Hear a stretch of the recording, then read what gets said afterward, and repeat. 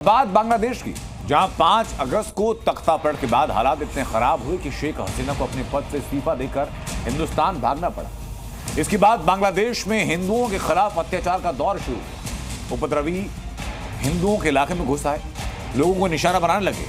लेकिन अब इस मुद्दे पर मोहम्मद यूनुस की अंतरिम सरकार बैकफुट पर आ गई है और मुख्य सलाहकार मंदिर जा रहे, हिंदुओं को सुरक्षा का भरोसा दे रहे हैं। लेकिन सवाल है कि यह सब क्या दिखावा है या फिर डैमेज कंट्रोल की कोशिश है।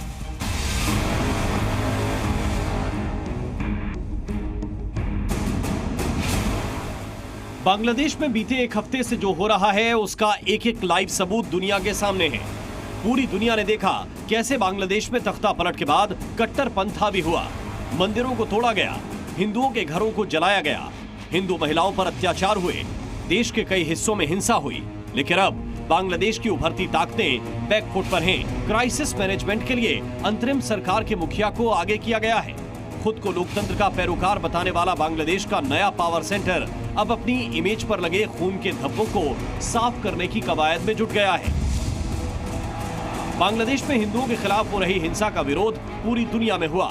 भारत के साथ साथ दुनिया के तकरीबन सभी बड़े देशों में प्रदर्शन हुए और अब अंतरिम सरकार के मुखिया मंदिर जाकर हिंदुओं को मनाने की कोशिश कर रहे हैं।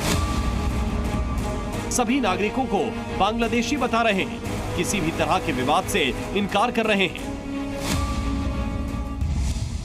যে এমন বাংলাদেশ আমরা করতে চাচ্ছি যেটা আমরা এক পরিবার, এটি হলো মূল জিনিস। এখানে পরিবারের মধ্যে কোনো পার্থক্য করা, বিভেদ করা, এটার কোনো প্রশ্ন আসে না। আমরা বাংলাদেশের মানুষ, বাংলাদেশ, এটি আমরা নিশ্চিত করতে চাই। এটা নিয়ে আর কোনো বাদ বিবাদ ইত্যাদি জানি না। बैकफुट पर आई बांग्लादेश सरकार केवल सिंबॉलिक फैसले नहीं ले रही, बल्कि हिंदुओं की सांत्वना और सुरक्षा के भरोसे के लिए कई ऐलान भी कर रही है। दुर्गा पूजा पर बांग्लादेश में छुट्टी का ऐलान किया गया। हिंदुओं की अलग अलग मांग को पूरा करने के लिए अल्पसंख्यकों का एक प्रतिनिधिमंडल सचिवालय में गृह सलाहकार से मिला।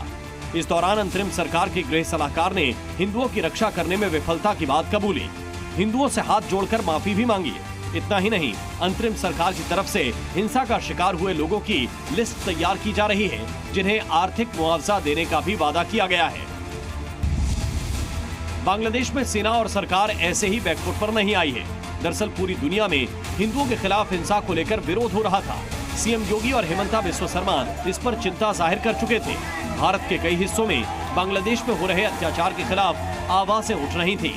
यही वजह है कि बांग्लादेश की अंतरिम सरकार अब हिंदुओं की सुरक्षा की बात कर रही है। ब्यूरो रिपोर्ट, जी मीडिया। तो एक तरफ बांग्लादेश में हिंदुओं के जख्म पर मरहम लगाने की कोशिश, तो बांग्लादेश में दूसरी तरफ हालात पूरी तरह ठीक हुए नहीं। आपको बांग्लादेश के हालात दिखाते हैं, जहां हिंदुओं के खिलाफ 9 दिनों में जो हिंसा हुई है, उनके जख्म अभी भी आपके रोंगटे खड़े हैं।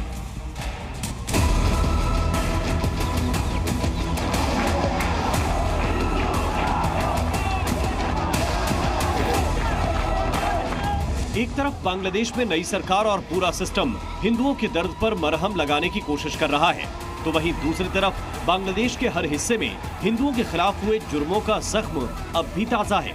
हिंदुओं के खिलाफ हिंसा में कई परिवारों का सब कुछ उजड़ गया, आशियाने तबाह हो गए, दुकानों में आग लगा दी गई। रोजी रोटी को लेकर अब इन परिवारों के आगे बड़ी समस्या है। बांग्लादेश की राजधानी ढाका से आई इन तस्वीरों को देखिए। इन घरों में हिंसक भीड़ ने जो किया उसका सबूत आपके सामने है। इन तस्वीरों को देखकर अंदाजा लगाया जा सकता है कि हमले की रात इन इलाकों में क्या हुआ होगा। बीते 9 दिनों में हिंदू परिवारों के साथ जो हुआ वो भुला पाना इनके लिए आसान नहीं है।